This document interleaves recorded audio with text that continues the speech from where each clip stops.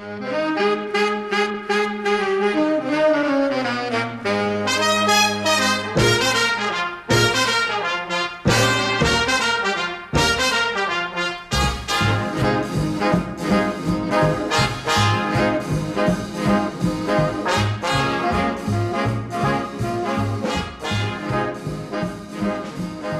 to Nostalgia Alley. We have a very timely show that we're going to present today.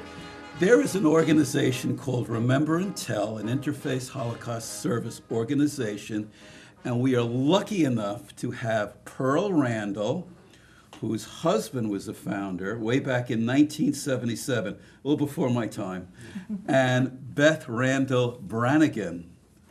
Pearl, how did it all start? Really very, very unexpectedly. Beth, at that time, this was 40 years ago, was the director at the Anti-Defamation League of their education department. She called one day and said they're going to have a wonderful program at the Cathedral of St. John the Divine about interfaith Holocaust remembrance services. And she said, it sounds like it'll be very interesting. So Mac and I said, why not? If it's going to be interesting, we'll go. And so we went. And interesting is not the word. Even the word amazing doesn't exist. The program was just wonderful.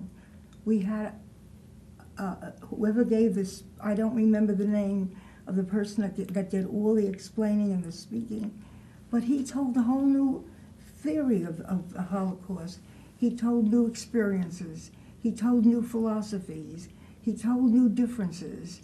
And there we are, a whole cathedral of people from all over who don't know each other, whose faiths were different, who were all sitting there and finding that our thinking is changing.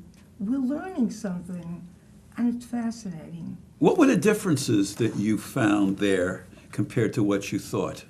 Differences in philosophy, about the background of the Holocaust, differences in experiences that they had had, differences even in images that they were showing us. And the thing that was so amazing to me was, I'm in a theater, I'm in a church, beautiful big church, people I never saw before, don't know, and we're all sitting together, and we're bounding together. We're all getting involved with each other because of what we're hearing. The music was wonderful, the art was wonderful, but the feelings we were developing by sharing this tragedy with each other bound us together, and that was wonderful. And the next day, Mac was so impressed that he went to our rabbi, Rabbi Yehiel Ornstein in South Orange, the best rabbi. He was our rabbi. We loved him. And he told Rabbi exactly what had happened. Rabbi was impressed, and he wanted to do something too. But he said to Mac, there's no official clerical organization in Maplewood, South Orange, for us to work with. And he said to Mac, go out and find out where they would be interested. And so Mac went, he called each church, each temple, and explained the story, and found out that so many were eager to participate if we had a program. And so then they met with Rabbi, and they decided it would be a wonderful program for Maplewood, South Orange, for us to learn to share. And then Mac went to the lodge, the B'nai B'rith Men's Lodge, and they said they would back it too. They needed bodies to do a lot of work. They volunteered to do it. And then the last thing and the most needed thing was a speaker who really knew Holocaust. And almost to a man, everybody said, Sister Rose Thiering, because she knew Holocaust better and she had taught Holocaust education. And she was a sister, and she wasn't Jewish, yet she knew the Holocaust. Jewish, That's and interesting. She was wonderful. And she she was really funny. First of all, she lectured, but she also taught Holocaust at Seton Hall. But she was a lady. She was funny. When we went to her, and Mac presented the opportunity for her to be the speaker, and he told her that was going to be interfaith, she was thrilled with the whole concept. And as we left, as you said, she was a nun. As we left and were walking out the door, she said to him, "I may be a nun, but I would like a kiss." And he gave her a kiss. How nice. And we left. After that, it really became Max Randall, Rabbi Ornstein, and Sister Rose, who founded this organization. They were its backers, its founders, and for 40 years, these services that they started have continued. That's a tribute to you and your husband. That 40 years is remarkable. It's a tribute to my husband and to Sister Rose and to Rabbi. I was there, but I never did the amount of work that they did. They were wonderful. Do you remember the very first time it started? How many people came? What was the very first meeting like? My God, it was mobbed. It was mobbed. A lot of people came to the first service out of curiosity. Nobody heard of interfaith services. Nobody really had any concept of having done one. And so we wound up that the very first service, the rooms had to be opened all over them. The temple was mobbed. And people left really feeling very, very good about what they had done.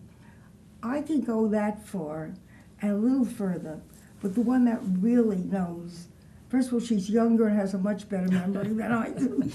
So the one that can tell you much more I was just going to get to Beth. is my daughter Beth. And you helped out a lot, Beth, I imagine, in everything. I have been involved on and off throughout, certainly in the beginning, because it started with that first service when I was at ADL and they came into the Cathedral of St. John the Divine, and then was involved in the beginning and then not as much, and have been very involved for the past few years. Now, Beth, what are the changes you've seen throughout the years? You know, like any organization that's run by volunteers, some of the work we can do has gotten bigger or contracted based on how many people we had to do work. So there were times we were very involved with the schools. There were essay contests, there were survivors in all of the classrooms speaking, and then there were times when we didn't have as many volunteers to pick up survivors, take them to the schools. So there have been changes on and off based on the size of the committee. There were a few pivotal changes, such as at some point, and I'd have to do a little more research to tell you when, we added on a march. There was not a march in the beginning, and the march was a way for a broader community to take part, for us to work in almost more speakers, because in every community, we rotate between Maplewood and South Orange, we rotate between church and synagogue.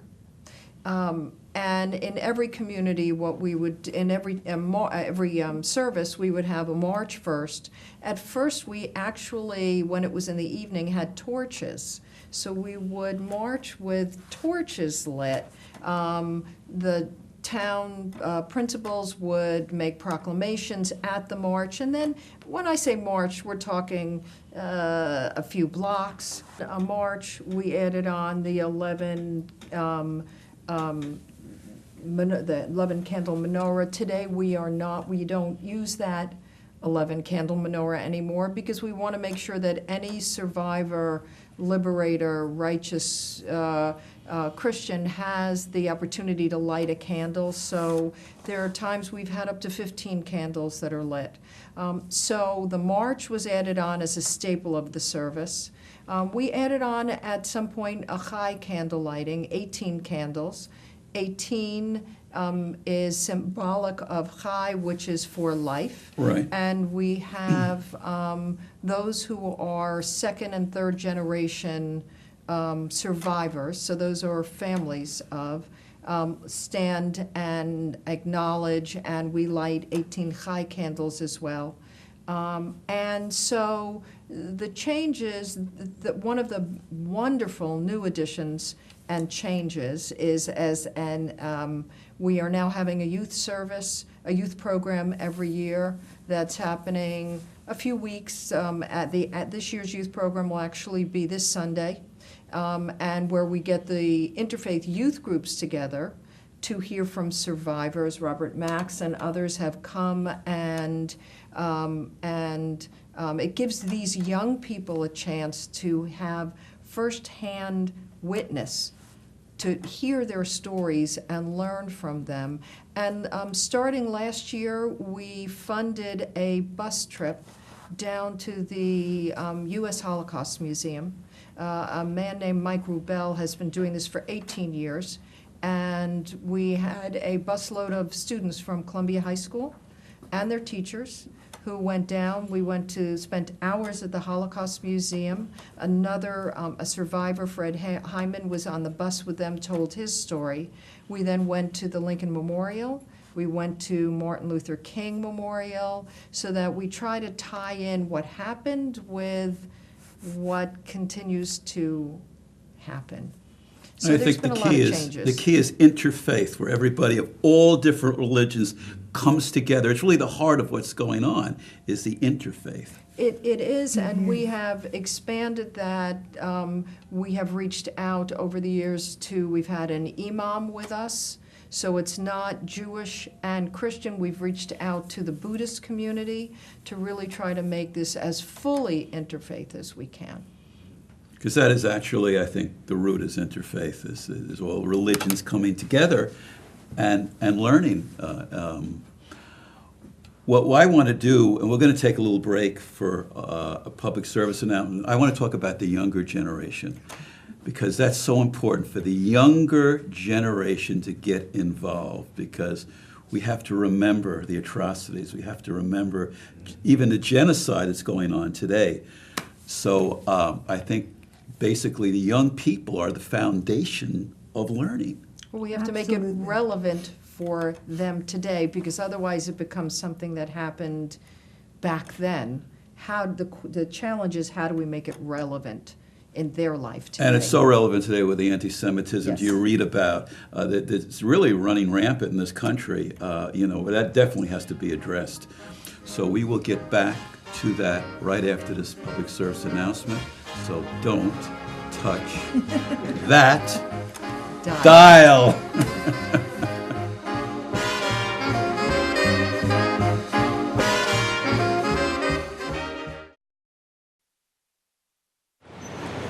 I call you and say, I'm with the IRS. You owe back taxes, and if you don't pay today, you're going to jail. You can fix this by sending cash. And you actually believe me? Too smart to fall for it? Well, last year, Americans paid $100 million to guys like me. 1 in 6 people were scammed. Can you believe it? Well, you shouldn't. I just made that up, too. You are a little gullible.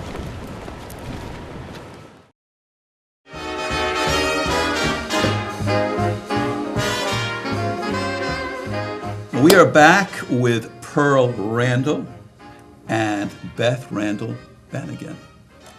We were talking about youth. How do you get the young people involved? Because it's so important. I think one of the keys for the young people getting involved actually is their exposure and experience with survivors, with firsthand witnesses. Many of them have stories to tell, and those who speak generally are really good at knowing how to reach the students. So I have brought survivors to Columbia High School. Hetty Brash, who was 12 when she first was involved with the Holocaust, when her father was taken away to forced labor. She, her mother, and sister survived Auschwitz. They were in it for 1 year. That 1 year was a nightmare. She has a way of conveying her story to young people that grabs them. So getting the students to really hear the firsthand stories. Then we've had teachers in the schools who have engaged the students through art. The bus trip I mentioned was very powerful, and those students who come back from that bus trip then become, in some ways, ambassadors within the schools. We right now have a group of teachers at Columbia High School who are really committed to look at these issues. So the more the education community's involved, the better for us. We've also have involvement at Seton Hall, so we're talking about youth across the board. And you get the families of Holocaust survivors together, right? That's so important. Well, and one of as the an things outlet. actually is there's a luncheon before the service for the survivors. And their families often will come and bring them. And it's amazing to see them. Sometimes they haven't seen each other for a year. They come together at this luncheon. And it's also a place when the survivors get to light the candle, actually during the service, their story is told. There's a mini bio that's read. So whether they were in a camp, whether they were a liberator, whether they were a prisoner of war, their stories get told. So it's a place for them to be heard. One of the things we're committed to with the Interfaith Holocaust Service is, as long as there are survivors around, alive, to share their stories, they will have a forum, they will have a podium in our service, so their stories told. Because we will come to a point where we won't have our firsthand witnesses, so now is the time. And you have something planned for next month. Tell us about that. On April 23rd, we will have the next Interfaith Holocaust service. It will be at Morrow Memorial Church in Maplewood. A personal story about that is my father, one of the founders, died in 1989 at a very young age. And the last service I remember him at is in Morrow Memorial Church. I can, in my mind's eye, see him standing proudly with that 11-candle menorah. And as he was greeting and helping the survivors as they were lighting their candles. So it will be on the 23rd of April. We will first have a march that will start in Rickleton Square, right across from the Maplewood Theater, at 2 o'clock. And then the service will be at Morrow at 3 o'clock. One of the changes in the service over the years is it's gone from a service that took place at night, those torches, to now a service that takes place more during the day as the survivors get older and it's more difficult. Sure.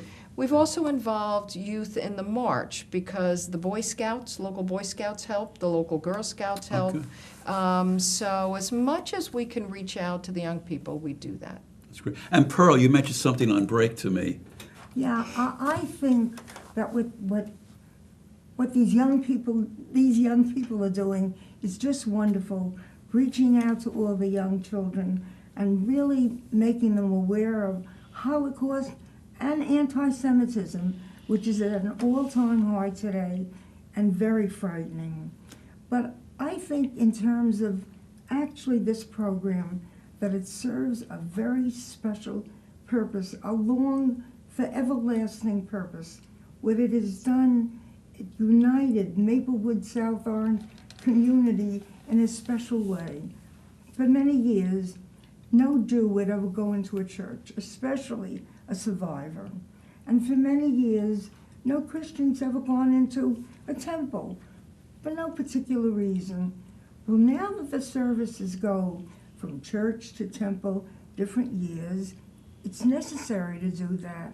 And suddenly we find, well, I go into a church now, I recognize somebody that I never knew before.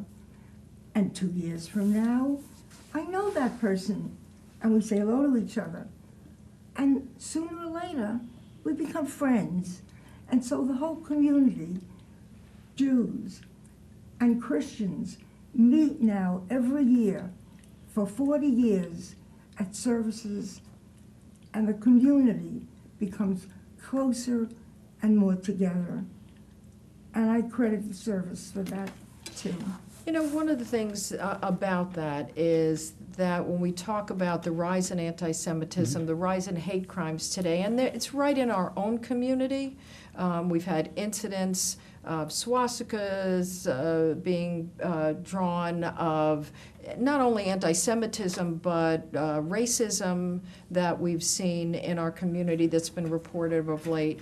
So much of that is grounded in fear of the unknown, in that I don't know what a church is like. I don't know what goes on in a synagogue. So the more that we can learn about each other's traditions, the more that we can share and recognize what we have in common versus what separates us, the better we are. Which is why also we didn't find the youth were necessarily, and by the youth I'm talking about middle school, high school kids, were coming to the service. So doing a youth program, which is what we do, is one of our members has taken a lead on this, Diane Benny from Maplewood. She goes and brings together the leaders of the youth groups, gets them involved. We have it at either a church or a synagogue, just as we do with the service.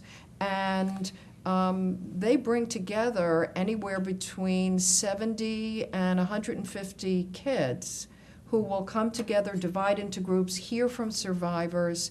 So the more we can get those kids to mingle, to understand each other, maybe they'll take a stand against some of this stuff that's going on. We have to. It's scary out there, really. It's terrible. It is. You mentioned artwork. That's a great way of communicating through art. Feelings. That's a very strong way of doing it. We were very fortunate for a number of years to have Ellen Hark, who was an art teacher in the middle school until she had the nerve to retire. And she would read the book with the students, I Never Saw Another Butterfly. She was at South Orange Middle, so it was with a younger population. And that was poetry out of one of the camps. So she'd read it, they'd talk about it, and then she had them prepare or create art. And it could be drawings, it could be sculptures. It was powerful, powerful. And it gave these students a chance to incorporate this and express it. So her work was amazing with the students. And I'll put this question to both of you, Pearl and Beth. Is there a particular story that really affects you the most, that something that really affected you, your way of thinking your life, a story from one of the survivors or one of the participants? For me in particular, I mentioned Hetty Brash before, and Hetty, I didn't know her for many of the years throughout the service, and when I started to really get involved in the past 5-7 years, I would say she adopted me. She knew my father, and she adopted me, so I go over and I visit with her. And the thing that amazes me about Hetty is her grandmother lived here during the Holocaust. And as you would in any family, when grandma isn't living in the same place, you send pictures, you send letters. So unlike many survivors who lost everything, Hetty's story, pictures of her as a little young dancer or a gymnast or whatever, I can see her before story. I see the pictures right after the Holocaust. She survived Auschwitz, but with typhoid and typhus. I didn't even know you could get both. It took her a year in Sweden in hospitals to get better, and then come to the United States. But one, I can see her pictures from before, and she shows that to these students when she goes into a classroom, so they Very get powerful, that she very was like them. But more than that, when we're talking, all of a sudden we could be talking about how cold it is outside, and she will go into a story of gathering bricks out of bombed out buildings so they could be reused. That was her work detail. But how she had wooden shoes, a sackcloth of a dress, no undergarments. It was freezing. So her stories and the fact that she survived and moved to this country, got married, became an occupational therapist, had a life. I'm not sure how you go through that atrocity, that nightmare, and come out okay. And yet the resilience, the strength that the survivors show is amazing to me. So her story, it's ongoing. It's all the stories she shares that amaze me. So important that we have this discussion today because of what's going on in the world. Pearl, I bet you and your husband, if you could talk to your husband now, I bet he'd be very proud of you and what you're doing today. Well, I hope he's as proud of us as we are of him, because he did this on his own. He started on his own. He went to that program, came home and said, Maplewood South Orange should have a program like that. And he went to the different clerks, to the clergy, and he made sure that program got done. And on a personal level, because of him and because of the program, I became very friendly with Sister Rose.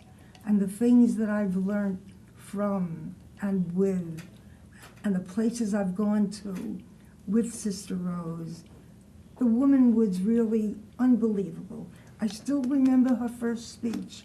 She said the truth, and she didn't care who heard that truth. She said what was true. A trailblazer. And everybody listened.